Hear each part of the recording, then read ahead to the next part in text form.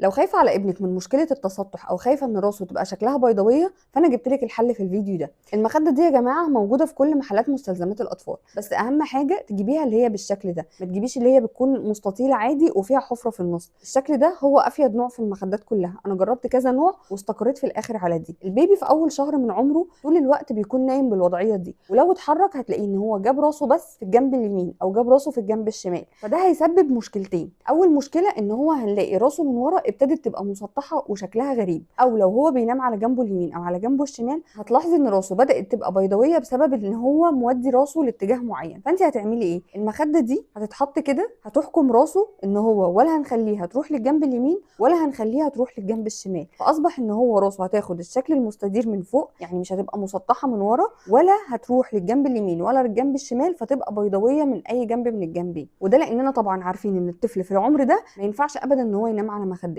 فدي منتهى الامان. انت مش هتناميه على مخده، هو نايم راسه في مستوى جسمه بالظبط، وفي نفس الوقت قدرتي تحافظي له على دماغه من التسطح او الشكل البيضاوي.